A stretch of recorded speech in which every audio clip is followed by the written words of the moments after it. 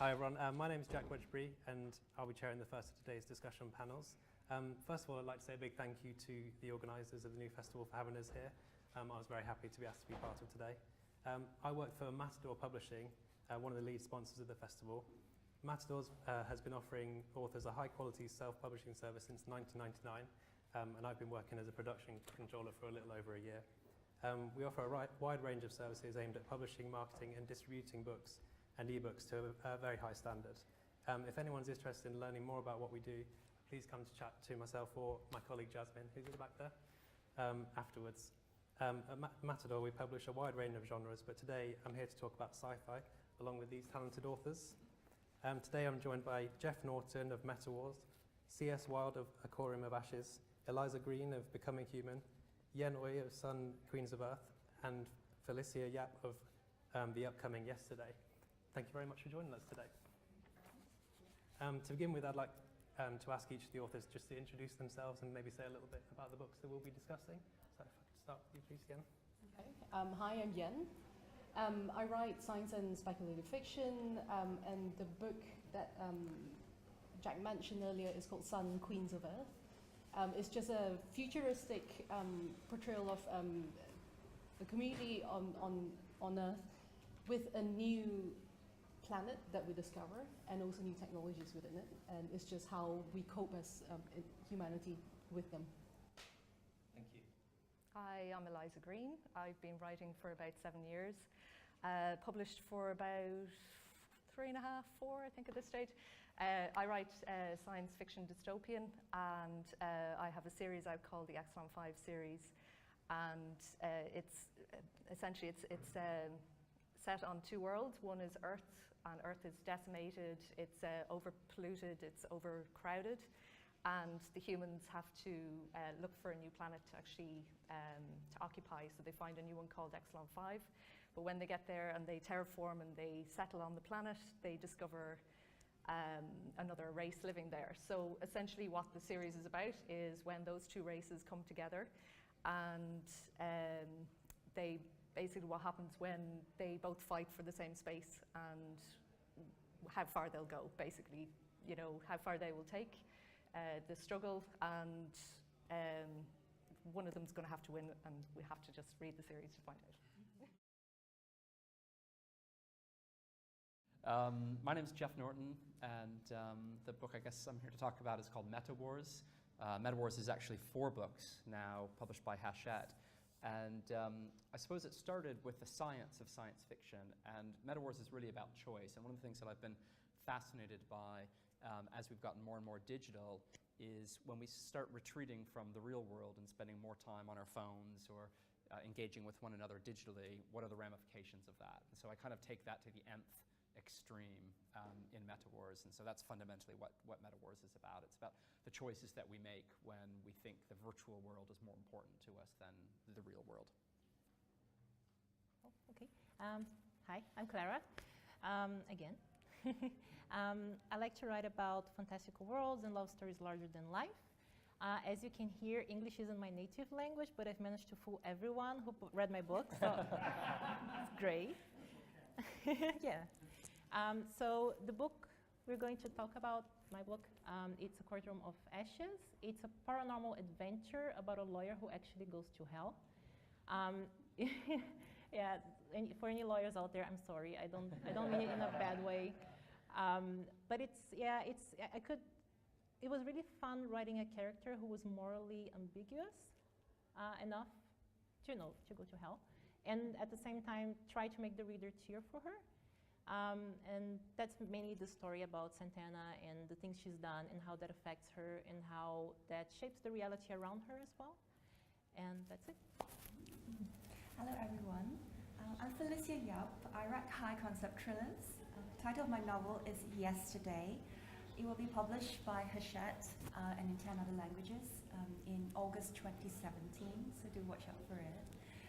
It's about a murder that takes place in a world where most people only remember yesterday.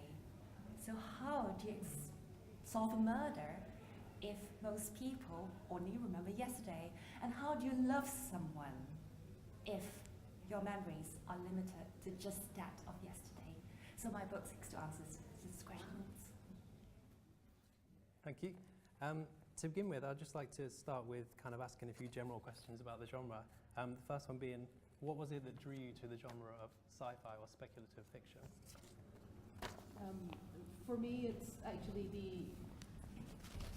the place in future, in space, you know, where imagination is your kind of only limitation. I think it's a fantastic place to talk about all the things that we don't get to talk about openly on a day-to-day basis. And it's a great platform to discover or test what we think being human is about, to test, you know, what is going on in our socio-political lives at the moment, and to actually push that to its limit, I think. And it's just a fantastic setup to be able to, you know, just go crazy with your imagination. You don't have anything to worry about. You don't, I mean, half the time, you know, if you've made things up, you've made things up, it's fine. You know, and using that platform and just telling what you want to tell without worrying about racism, without worrying about saying the wrong things, the right things, all that kind of stuff is very liberating, I think. Absolutely. I think that's a very good answer. You probably answered that. Well, I've loved sci-fi for as long as I can remember, as long as I remember watching my first sci-fi film, probably when I was about 8 or 10. And I just, you know, every moment I can get, I immerse myself in the genre. Why I write it? There's so much fun you can have with it. I mean, it's just, there's so many, like, there's no limitations, as you said. You can pretty much do anything you want. I love immersing myself in the what-if scenarios. So I might be out on an ordinary night out and I'm looking at something and I say, well, what if, you know, only, whatever it is, only robots ran, you know, this environment, you know, we're all kind of serving them. And so it's sort of that kind of interesting, you know, your mind starts to percolate a lot of interesting ideas. So again, it's just having a lot of fun with it. It's stuff, you can move outside of that, that whole regular place that you're in, where you have your rules and limitations, and you've got to stick to what's here and now, what's in front of you, and you can just really let go. So that's why I love it.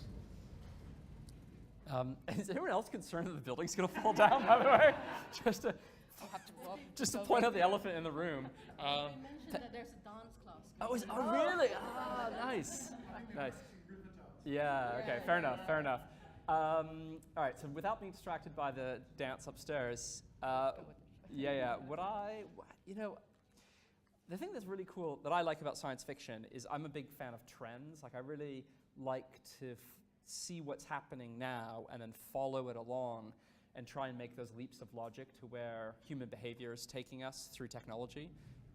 Because ultimately a lot of technology is just choices and human behavior. That's kind of what I like. I like to be able to sort of speculate, and you can't, just there's a panel coming up later today on historical novels and period pieces. And the thing is, we know what's happened, right? We can research the past, but I sort of look at science fiction as researching the future, you know, as a potential version of what might come based on the choices that we're making now. That's a good question. I think everyone just pretty much covered it. I think that what I like the most about fantasy and sci-fi is that the possibilities are there, but they're not 100% there per se. So, like, for example, in science fiction, like, if you're going to write a story in the genre, you have to make sure that your science is at least a little bit accurate, because you can't break your reader's suspension of disbelief. Yeah. And so making those rules and then knowing when to bend them and when to follow them, that's fascinating for me in a way. You kind of create a world of your own. And that's what drives me. Well, all I really wanted to do was to tell a really gripping story which hooks the reader right from the first page and keeps them turning each page as they go along. And I feel that the genre best allows me to do that. But at the same time, I really want to write a thriller with a heart and emotional core. And I think the speculative framework of a world where most people only remember yesterday really enables me to hold up a mirror to ourselves, what it means for us if we don't have our memories. So that's what I'm trying to do in my work. Thank you. So who do you find of sci-fi authors that have inspired you to kind of write? Who was it that kind of got you into it in the first place? Okay, I'll start. The book that I always talk about is Dune. I think for me, I'm a late starter in science fiction. I only started reading it as an adult, so I didn't really get into it as a teenager, when I think most people did, slightly younger. And Dune for me is the first book that I picked up. I read probably 2 or 3 chapters, could not get through it, put it away for 2 years, picked it up again, and I've now reread it about 6 times. And it's one of those books that actually shows you how with what we have today, we can extrapolate into different worlds, we can extrapolate into different realities of future, and still keep true to the ideas of what we know as traditions, culture, and being human. And for me, that is the book. Yeah.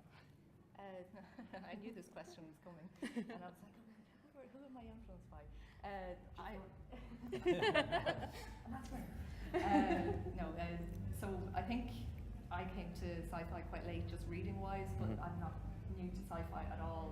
My genre, my medium, I should say, is actually TV and films. I think Hugh Howey's book was one of the first I read, and I really enjoyed that. And for me, being a self-published author, I think that was quite inspiring to actually read his book, because he'd done such a fantastic job with the characters. I think I'm going to say some of my favourites in the TV and film medium. Joss Whedon, Christopher Nolan, and Danny Boyle, I think is very good. 28 Days Later and Sunshine. So they're my influences. It's funny. I think I probably have a more television and filmic inspiration as well. But probably my touchstone author would be Margaret Atwood, actually.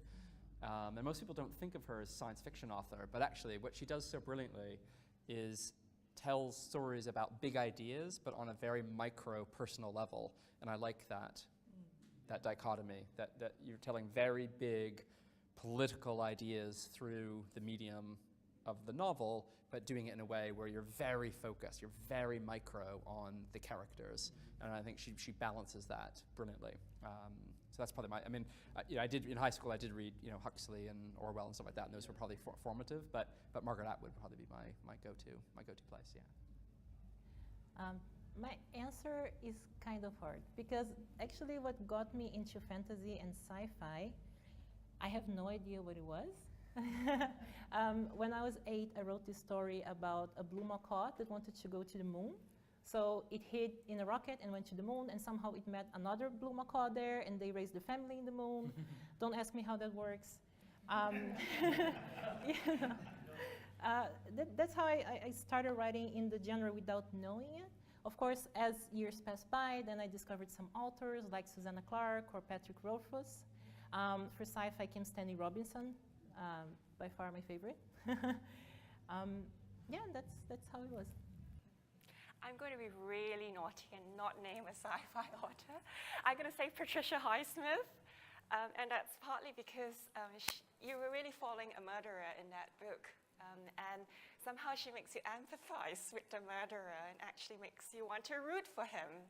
And because I have a pretty badass character in my novel, a female, a femme fatale really, and I really want to get my reader behind her.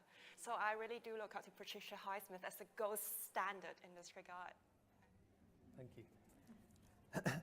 In reading these few books, I found that a few themes kind of ran across them, one of which was the discussion of issues such as climate change and global warming, and the fear that we're currently destroying our planet. Eliza, in your book, Becoming Human, Earth has become near inhabitable to the point where people need breathing masks. Do you feel that sci-fi is a genre that can be used as a platform for presenting issues in today's society more so than with other genres?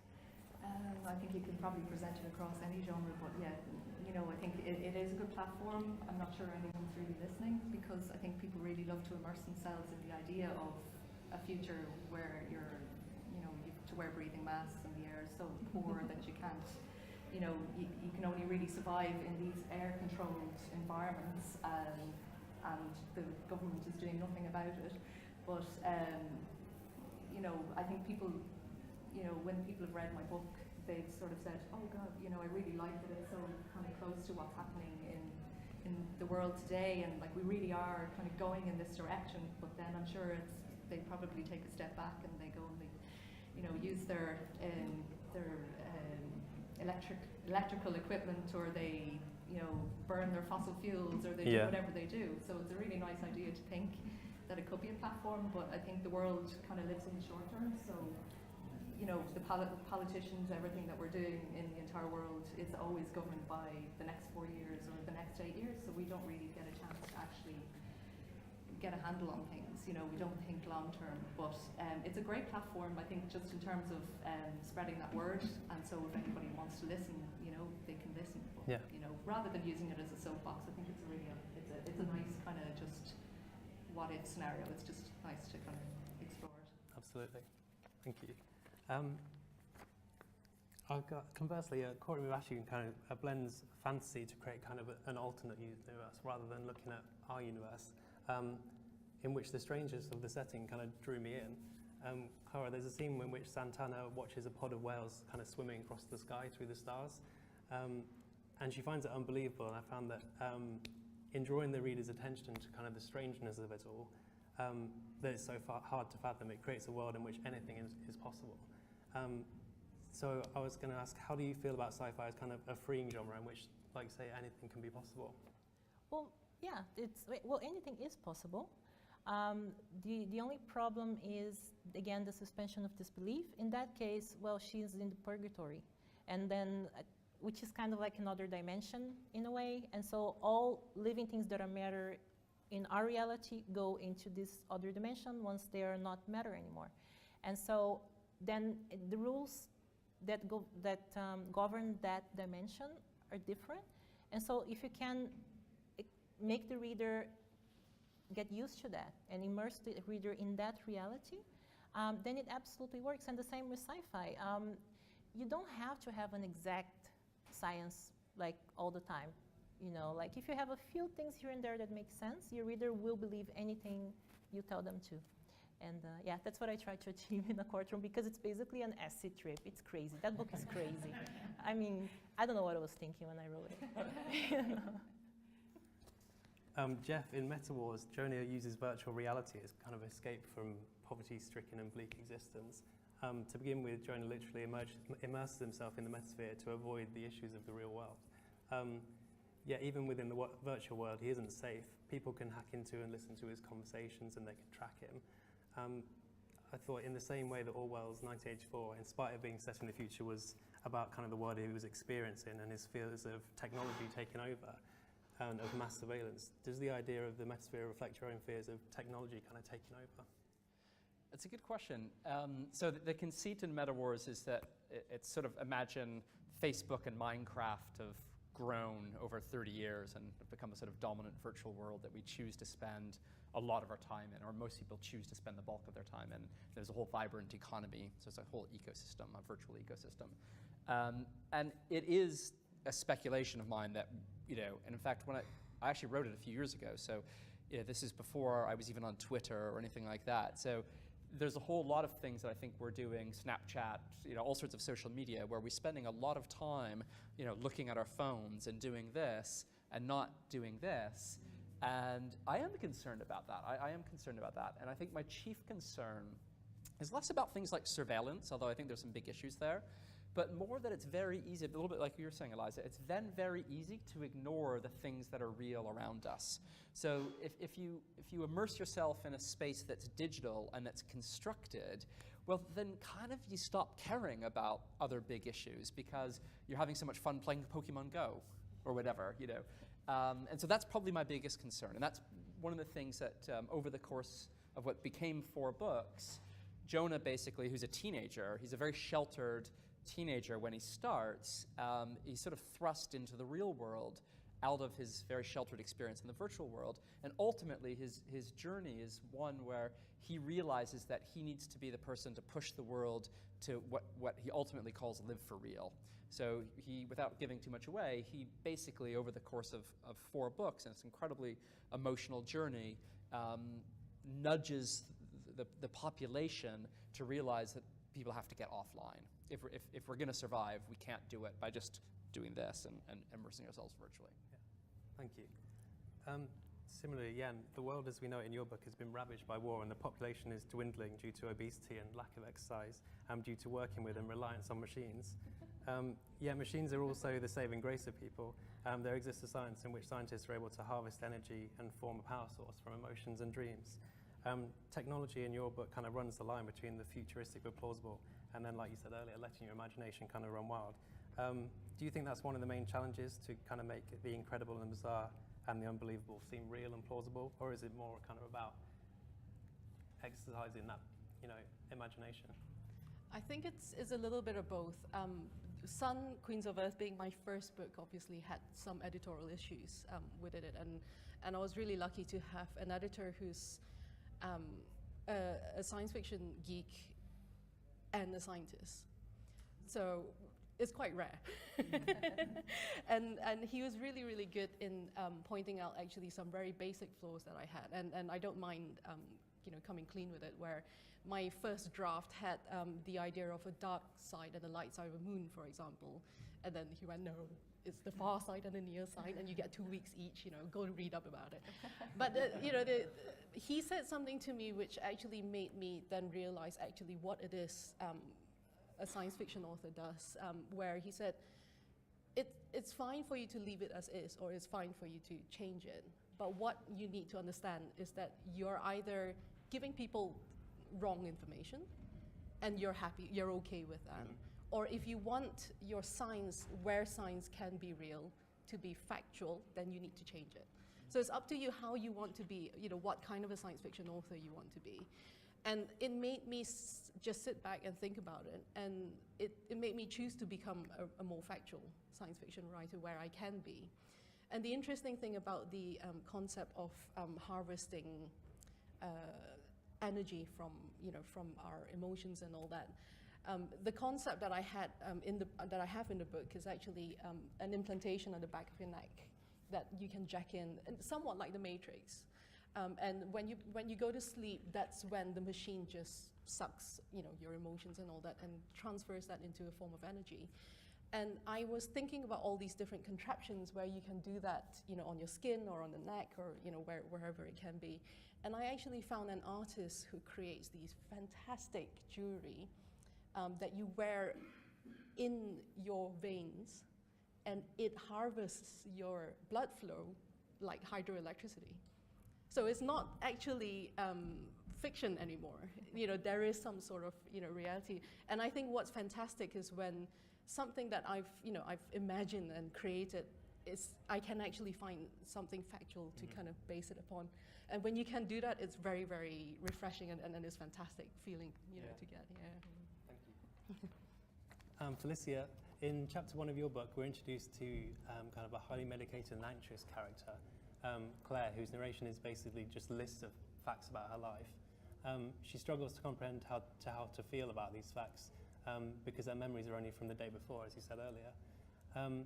Therefore, she relies on a short factual diary entries to keep track of her life and struggles to make sense of it. I found this idea really quite unsettling, but set against the backdrop of a seemingly normal existence in a normal household. So I was just kind of wondering, what was it that sparked this idea that people's minds are essentially coming to their storage limit? Well, to be perfectly frank, it just came to me one day. But then in the past, I have experienced periods where I don't remember things very well, so that really unsettled me. So I could actually dig very deeply into my own experience of having phases where I couldn't remember things so well. But what intrigued me too was the possibility if this world was subdivided into a majority of people who only remember yesterday, but there was also a subclass of people with 2 days worth of memory. So they remember both yesterday and the day before. And what happens then if society is divided in this way, where we are not divided by class or by race, but by memory? So that's another level of intrigue which I've built into the book. And in my world, Apple does not just invent iPhones and iPads. Apple invents the iDiary. Hence, people make references to that iDiaries all the time because they rely very strongly on these diaries for factual information. But then it opens up another set of questions. Can you believe what you've written? What happens when truth can't really be recalled apart from these facts in your diary? Can we truly know ourselves or others if that's the case? So it all comes together in the first chapter, hopefully, and that would keep the reader intrigued as they progress. Yeah. Thank you. I believe that each of the authors has brought an object or image with them that reveals something about their individual writing process. So if I can hand over to them and kind of say what it is and what it reveals about your process. Okay. I made these little Oyster card holders, and I think it reveals the process that I have, which is a non-process, in that ideas, I think, just come and go, and I have notebooks filled with just random either single words or pages and pages of plot lines in a go, and it doesn't matter how they come or, as long as they get jotted down somewhere. When I have a moment of quietness, I sit down, go through the list, just go through all my notes and go, that one, I'm gonna write about that now. And then I build upon that. So, I'll have a note somewhere that says Oyster card holders. And then out comes one of them at, I don't know, 6 months later, a year later. One of the short stories that I wrote called The Starbucks Boy, which is in my collection of short stories that's available out there. The original idea actually came to me when we lived in Tokyo for a little bit, and I used to go to Starbucks really often because that was home in the slightly weird and crazy Tokyo. And at the Starbucks, I would be there, say, once a week, so I'll know who works there and what goes on and all that kind of stuff. And then one day there's this new kid there, and I just thought, oh my God, this guy's really, really good looking. He was really young, I think probably 15 or 16, and he was mixed heritage, Hawaiian, Japanese, looked like a surfer boy, all that kind of stuff. And I just noted down in my book, Starbucks Boy, that was it. And the story only came about 5 years later. And it's just being able to, I think, note down the imaginations that you have. If it needs to expand on the spot, let it expand on the spot. If it doesn't need to, leave it for now, and then come back to it, when you have the moment of clarity or peace, and then just develop. Yeah. Thank you. Eliza. I brought this with me. This is my creative Zen music player, because music is very important to me. I have a playlist on this called Chill Out Music, and I could be sitting at my desk for an hour and I still wouldn't have done anything. But as soon as I put this on, if I put the background music on and I kill off one of my senses, that's it. I'm completely focused and I get about 2 hours of solid work done. Fantastic. So this thing comes everywhere with me. I love it, so that's mine. I must admit, I totally forgot to bring an object. My writing process, not dissimilar, I guess. I've burned through a number of sets of Bose headphones over the years. I tend to write early, and I go out to Cafe Nero in West Hampstead, West End Lane, every morning for 3 hours, and that's where I get a lot of my word count done.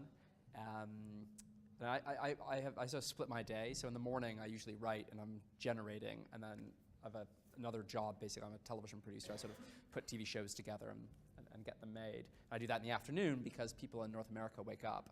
So I basically have until people in Toronto and Los Angeles wake up to get as much of my own writing done. So if I brought anything, it probably would have been my Bose headphones, which are in the current version are in utter disrepair. So, Oh, okay, me. That's my one. It's a makeup brush, but it's supposed. Yeah. With you, I was like, do I need a touch-up? Actually, it was supposed to be like a paintbrush, but I lost mine. So my friend just lent me her brush. It's mainly because I really like to paint pictures, but not boring ones. I like dynamic pictures, like movies, the TV. And that's what I always try to do, not only in A Courtroom of Ashes, but in all of my books, to paint these pictures that, it flashes in your mind for 1 second, and then you have it there, and it doesn't go away, and then you move to the next one, and then it's a succession of moving pictures. And that's what I really like about this, and it really helps you spread your base. Well, well, this is mine. Ta-da! It's my passport. At some stage in my life, I was really obsessed about visiting 100 countries. So I kept an Excel file with the countries I visited. And I'm actually currently at 105. So I've written yesterday in a lot of countries and edited it too. And that's partly because I believe that the bread and butter of any writer are experiences. To truly understand the human condition, you've got to read widely, of course, but you also have to travel widely, put yourself in unfamiliar situations, meet really interesting people. And from there, you can actually begin to understand that humans are kind of really pretty much alike, really, wherever they are. But at the same time, they have very similar fears. And no matter where you go, these fears come up over and over again. And one of these is the fear of forgetting. I think it's quite a deep, innate fear in all of us, that what happens if we forget what we've gained through our lives. So that's the fear I hope to tap on in my book. Thank you. Finally, before I open the discussion up to the audience so they can ask their burning questions, I'd just like to hear kind of what's next for you guys. What projects are you currently working on, or what's in the pipeline? I am actually going to be starting my PhD this month, at the end of this month. And I'm really excited about it because it's a practice-based PhD, which means I get to write more, which is fantastic. And I'm trying to kind of look more into what I call international or cultural science fiction. And the PhD specialism will be in Chinese science fiction. And it's an area that it's getting quite famous now because the last 2 Hugo Awards had, Hugo Award winners from China, which has translated science fiction into English. And the reason why I'm so interested in this area is that I'm always curious about why, science fiction works very well because we extrapolate sciences from today into the future, we extrapolate it into different planets, different worlds. But what I find missing is not many science fiction books actually extrapolate cultures. When you read any other type of genre books which are based in the now or in the past, you have more or less, a good kind of description of the cultures, the traditions that's happening. But somehow when you go into the future, people either all become the same, or somehow if there's an alien species, humanity comes together and fights it, no problem. There are a lot of little things that make sense but doesn't make sense. I mean, because of what the genre is all about.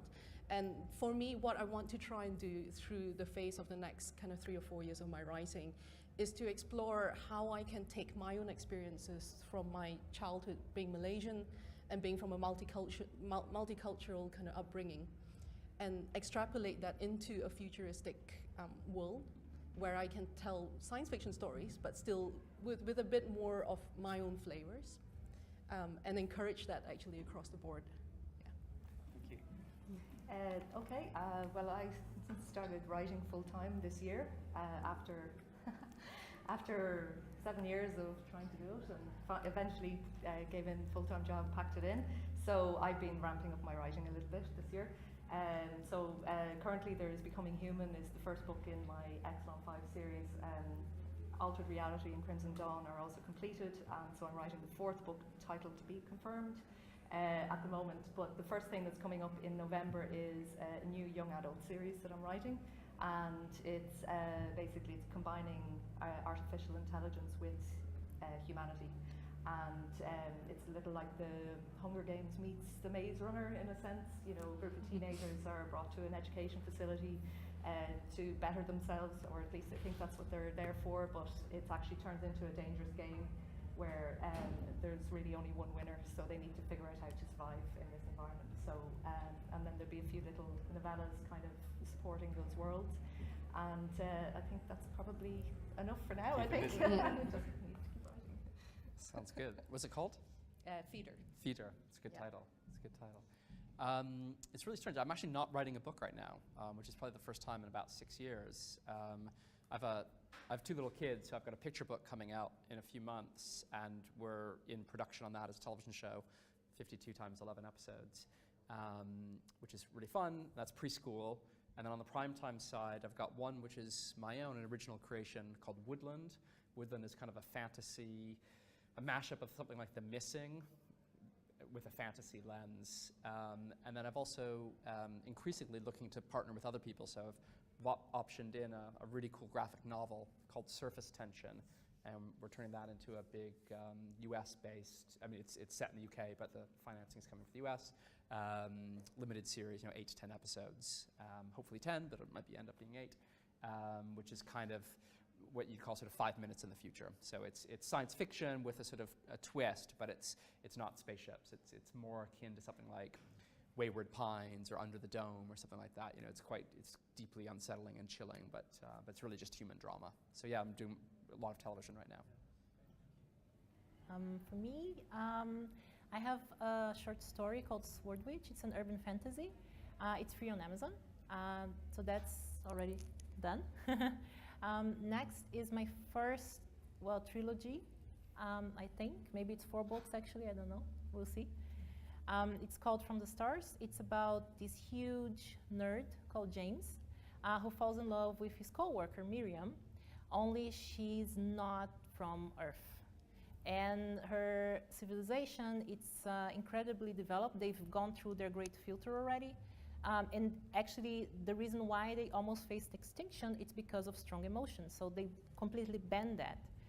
But Miriam is a researcher. She's a researcher.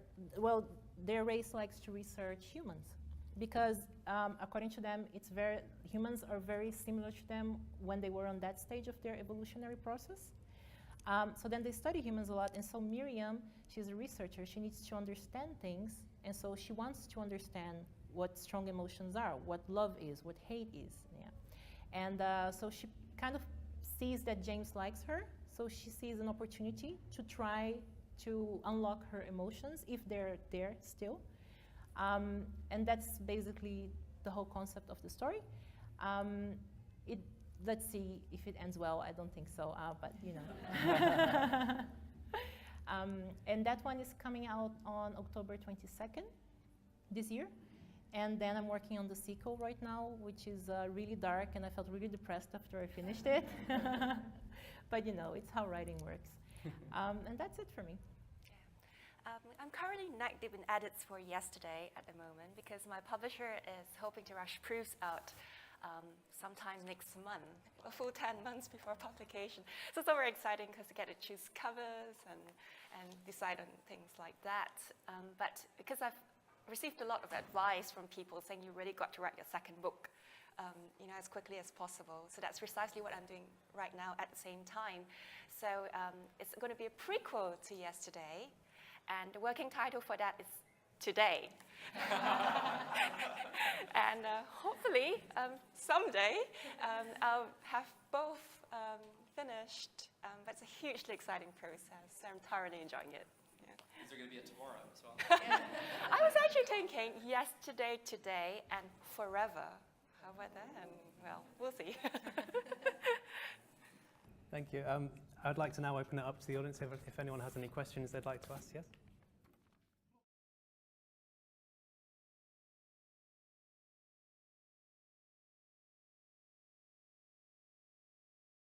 I think it depends on the story because the range of stuff that I think a lot of us write ranges from shorts to a big kind of epic worlds and stuff like that. I love world building, and if I'm world building, then it's planning like for weeks. If it's short stories or if it's a story that's really, really strong in the head, then you just go in and get the whole plot out, and then you write. That's it, yeah. So both, yeah. I would say I'm a bit of both. I think I'm too eager to write sometimes, and I tend to pants a little bit, but I love dialogue, so I tend to actually write a lot of dialogue before I've even thought of what the story is, how it's going to go. And but then I try and rein myself in because I've done the pantser, and it takes you way too long. You go back and you rewrite and you edit and you rewrite, and it's just you go nowhere. You eventually get where you need to go. It's a lot further down the process. So I rein myself in with a bit of plotting, and I try and do an outline, and then I stick loosely to the outline because as I write, things change. my characters tend to say, no, I don't want to do that, I'm going to do this instead. So yeah, a bit of both. I'm a big believer in endings. So I believe that the payoff is in the end, and that's what you're driving towards, is a really unforgettable ending. And so for me, I want to know where I'm going. So by de facto, there's a plot that's required to get there. I'm also pretty structure-oriented, so I'm a big believer in classic 3-act structure, hero's journey type stuff. I know lots of people upend that, but for me, it works. It delivers a very satisfying narrative, so I tend to be more of a plotter. But I think, a bit like you, Eliza, where I like the pantsing, I just can't believe I just turned that into a verb, by the way, is voice, to find a voice. So Meta Wars is very journalistic in the way it's written, but I've got another book with Faber called Memoirs of a Neurotic Zombie, which has got a plot, and it's got a structure. It's about a guy with OCD who's trying to solve his own murder. And it's all about the voice. I mean, there is a plot, and it's a very satisfying ending, but it's really about the voice and how funny he is and how quirky he is. And so I probably spent more time experimenting with the voice there than actually plotting. Whereas Meta Wars, I knew exactly where I needed to get Jonah to by the end. So that was more plot. Oh, definitely a plotter here. Actually, I think I posted a basic scene planner on my blog last week, if anyone is interested, the one I use. I need to know where I'm going and how I'm going to get there. So I'm definitely a plotter, but then, of course, then I have those scenes planned, and when I'm writing them, maybe something changes, and that's totally fine. So then, for that moment, I am a pantser. But, it's very dynamic, and I would say I'm 90% plotter. Yeah. Well, my answer to your question is that it depends on where you're writing. Some environments just make you want to plot a bit more than pants, whereas some other places or countries, you tend to just want to go with the flow. So I found myself being very organized and structured when I was writing in Germany/Switzerland. But when I was in Italy, I was just, going with my instincts and with my characters. But I do believe that it's very important to listen to your characters, and when they start talking to you and start doing unexpected things, that's when you know you're onto something. So I think that's what really drives my story, is to follow the story which the characters want to tell. Thank you. I think we've got to wrap it up there, guys, because the next panel is going to be starting soon. But if we could all give a round of applause for the authors joining us today. Thank you very much.